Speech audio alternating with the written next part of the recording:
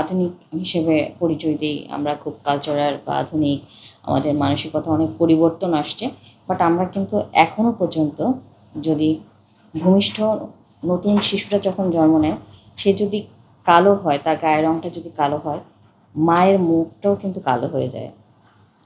আসলে মায়ের মুখটা এই জন্য কালো হয় না, সে আসলে সমাজটাকে ভয় পায় যে আমার মেয়েটাকে সবাই কীভাবে দেখবে। হ্যাঁ, মায়ের কাছে তো সব সন্তানই সমান।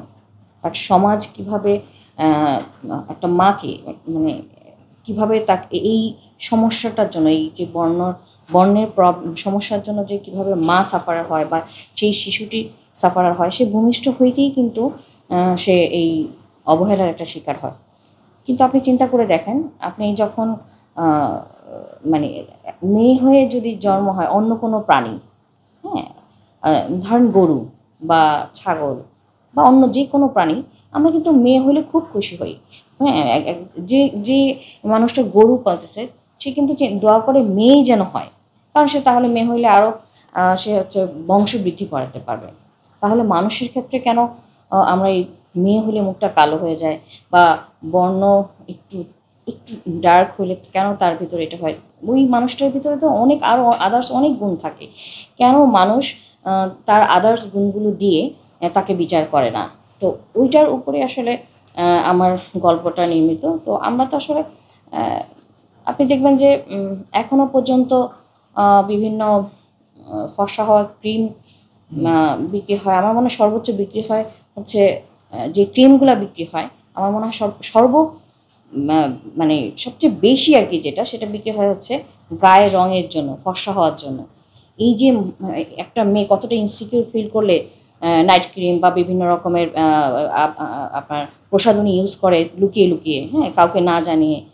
ওই জায়গাটা যদি ভেঙে দেওয়া যাইত, এরকম আরও অনেক প্রবলেম আছে যেটা নিয়ে আসলে আমি কাজ করতে চাই ভবিষ্যতে। তো এটা আমার একটু ডিফারেন্ট একটা বিষয় নিয়ে আমি আসলে সামনে এসেছি। আমার গল্পের জটডুঙ্গিতে আমি এই বর্ণবৈষম্যটাতেই মানে ফার্স্ট আমি আসলে এটা চিন্তা করেছি যে এইটা দিয়ে আমি কাজ শুরু করি।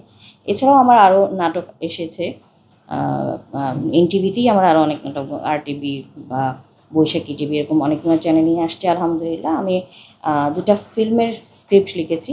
গাজী মাহবুব ভাইয়ের শিউলিমালা, কাজী নজরুল ইসলামের একটা ছোটো গল্প, এটাকে আমি হচ্ছে পুরো চিত্রনাট্য এবং রচনা করেছি। এটা ফিল্ম আকারে ইনশাল্লাহ সামনে আশা করি আসবে।